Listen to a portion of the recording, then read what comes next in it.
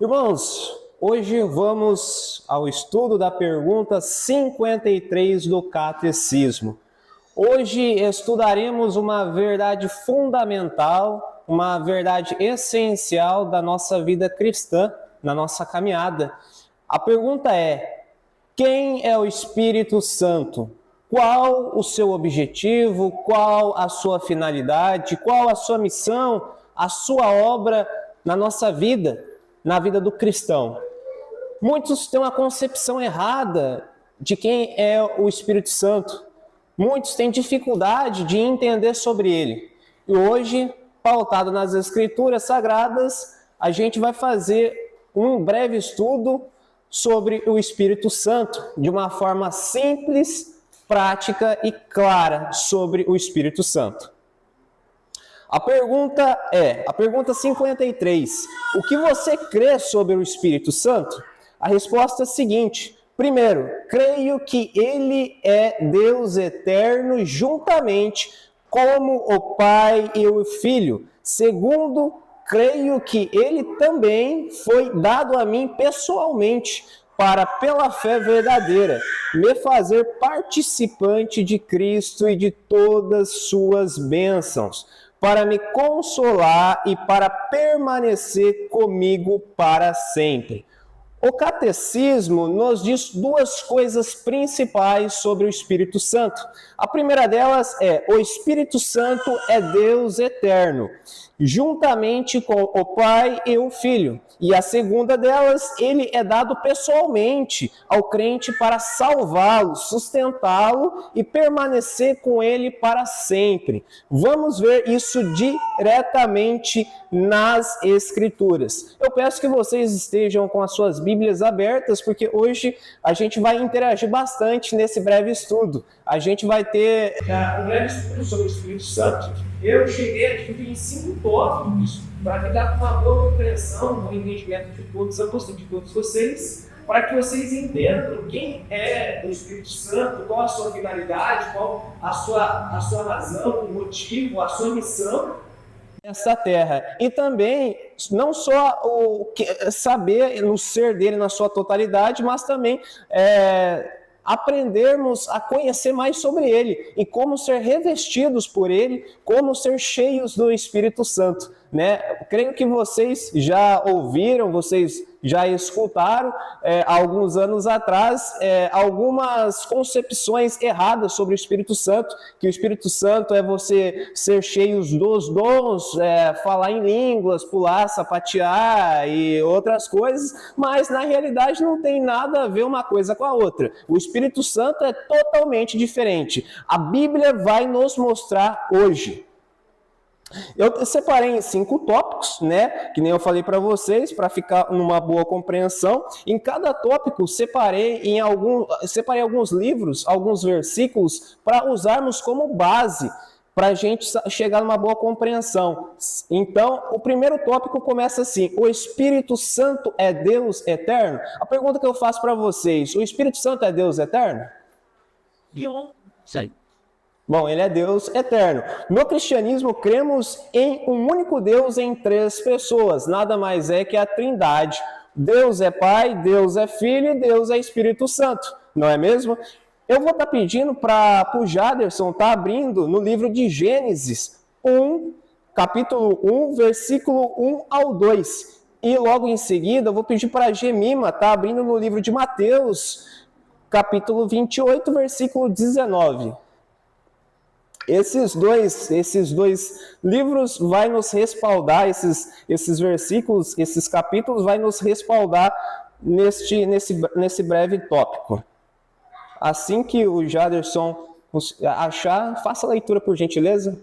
O princípio criou Deus, céus e a terra. A terra, porém, estava sem forma, havia trevas sobre a face do abismo. O Espírito de Deus pairava sobre a terra.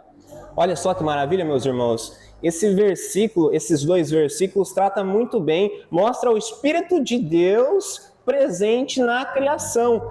Antes de qualquer coisa existir, ele já estava, antes mesmo da fundação deste mundo, né? O Espírito de Deus pairava sobre águas. Gemima, pode ler Mateus 28, 19?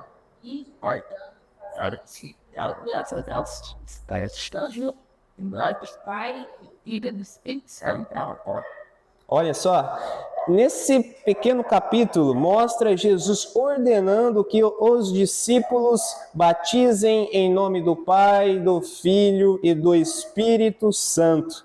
Aqui os três são colocados no mesmo nível, compartilhando igualmente a divindade. Em outras palavras, para ser um pouco mais claro, se o Pai é Deus, se o Filho é Deus, se o Espírito Santo é Deus, ele não é uma força, ele não é uma energia e muito menos uma influência. Ele é uma pessoa divina, eterna e pessoal. Essa é uma doutrina bíblica que defendemos na fé reformada. O segundo tópico vai tratar muito bem esse assunto. O Espírito Santo é dado pessoalmente ao crente. O Espírito Santo é dado porque somos bons, porque somos merecedores. Por que ele é dado para nós? A Bíblia também ensina que o Espírito Santo não apenas existe, mas, como o João disse, ele é concedido graciosamente através do seu Filho Jesus Cristo a todos aqueles que foram alcançados pela misericórdia de Deus, aqueles que são os escolhidos, não é mesmo? Eu separei alguns capítulos, eu vou pedir para o Joelson abrir em Atos, livro de Atos, capítulo 5 e 32. Eu iria pedir, se você puder novamente, Jaderson, abrir no livro do 1 Coríntios, capítulo 6, 19.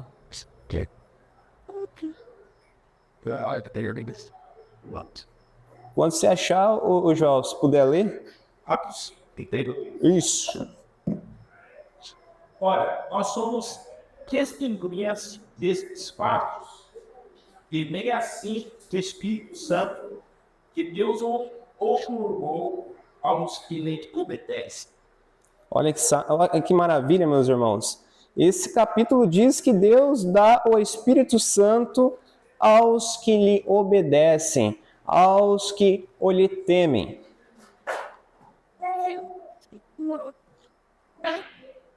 Acaso não sabeis que o vosso corpo é santuário do Espírito Santo?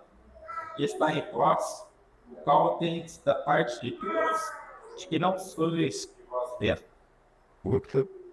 Olha só, isso nos lembra que o corpo do crente é templo do Espírito Santo. Isso mostra algo glorioso para nós. O Deus eterno habita dentro de nós, não somente ao nosso lado, mas em nós mesmo. E por isso é tão importante. E por que isso é tão importante? Porque a salvação não é apenas um papel assinado no céu.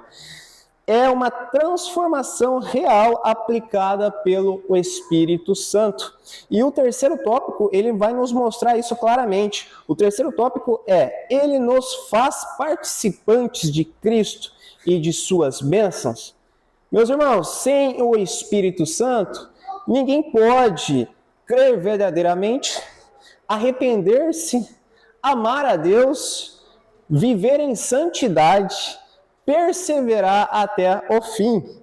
Gálatas 3,14, para não ficar muito extenso, se vocês estiverem com uma caneta, um caderno, anotem. Quando vocês chegarem em suas casas, vocês fazem uma leitura. Mas o livro de Gálatas, capítulo 3, versículo 14, nos mostra que a bênção de Abraão chegasse aos gentios, para que recebêssemos pela fé o Espírito prometido. O Espírito é o que nos une a Cristo. Tudo que Cristo conquistou e é aplicado pelo Espírito.